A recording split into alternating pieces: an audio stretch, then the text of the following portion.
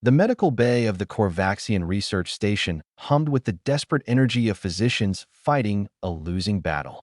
Genesis stood at the observation window, her reflection ghostly against the reinforced glass as she watched the alien doctors work on the creature below. The beast, a massive Draconeer warrior named Zothrek, lay motionless on the surgical platform, his scales dulled from their usual crimson brilliance to an ashen gray. "They're stopping," Genesis whispered, her breath fogging the glass. Thomas moved beside her, his young face etched with concern that seemed too old for his 17 years. "What do you mean?" Below, the three Korvaxian doctors stepped back from their patient. Their elongated heads bowed in what Genesis had learned to recognize as their expression of defeat. Dr. Velsera, the lead physician, made a gesture with her six-fingered hands, the universal sign for cessation of treatment. "The toxin has spread beyond our capacity to heal," Velsera's translator crackled through the intercom. "The Draconeer's neural pathways are collapsing.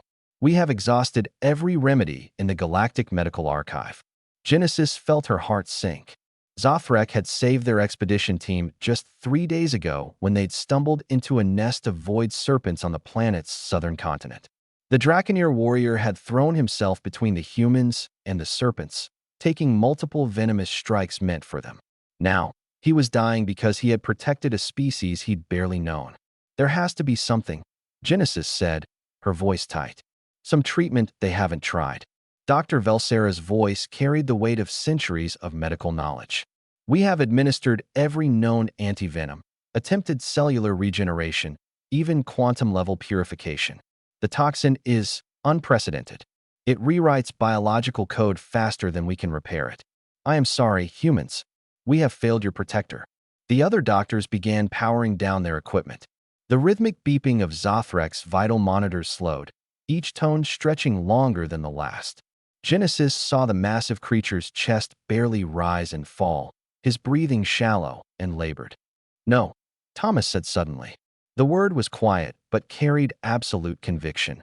Genesis turned to look at her younger brother, Tom, but he was already moving, striding toward the door of the observation room.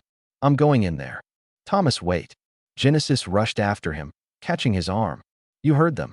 There's nothing that can be done. The Korvaxians have medical technology 1,000 years ahead of Earth's."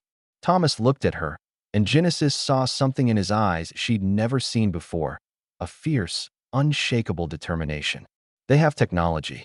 We have something else." Before she could stop him, Thomas had cycled through the airlock and entered the medical bay.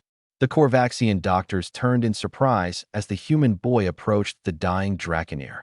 "Young human, you should not be here," Velsera said gently. "The creature's final moments should be peaceful." Thomas ignored her.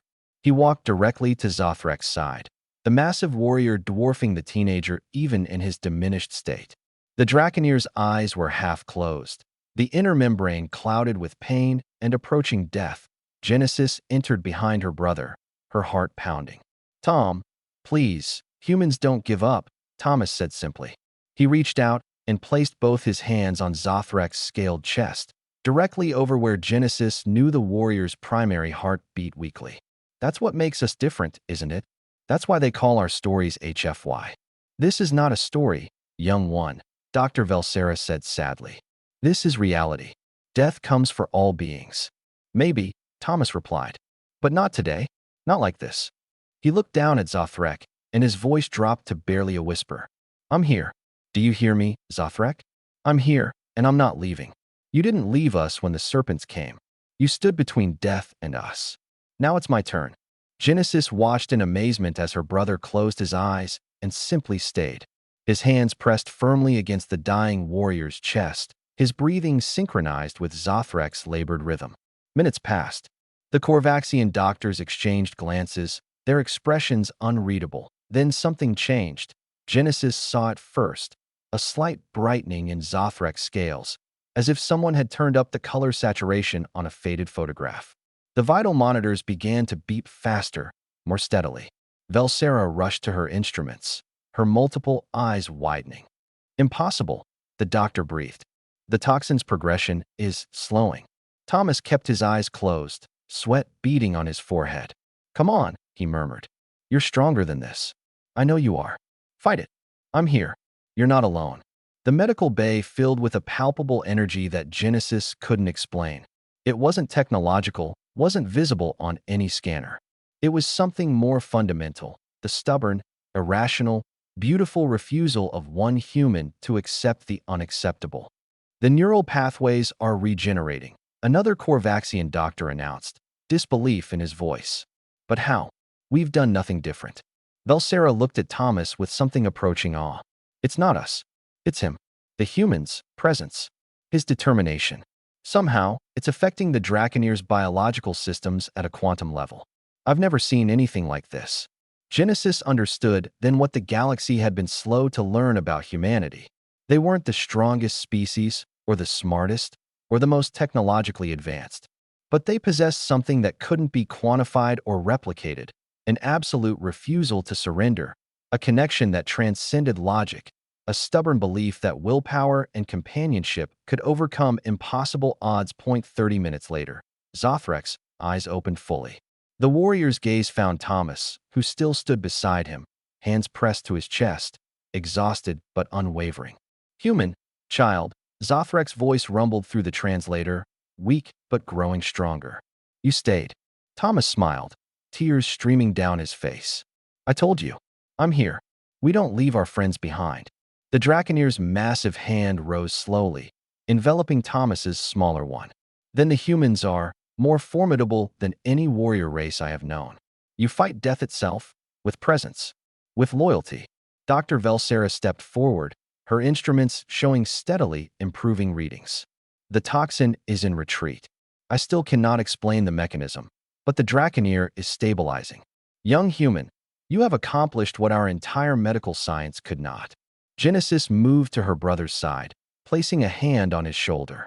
Thomas looked at her, exhausted but triumphant, and she saw in his eyes the truth that would spread across the galaxy in the years to come. Humanity had entered the stars not with superior weapons or advanced technology, but with something far more powerful, an unbreakable spirit, an irrational hope, and the simple, profound act of refusing to let go. As Zothrek's vital signs continued to strengthen, Thomas finally allowed himself to sink into a nearby chair, his vigil complete. The Korvaxian doctors gathered their data, knowing they had witnessed something that would challenge their understanding of medicine, biology, and perhaps consciousness itself. But Genesis understood perfectly. In a universe of logic and technology, humanity's greatest weapon had always been the same: the stubborn, beautiful refusal to give up on those who mattered, no matter what the odds.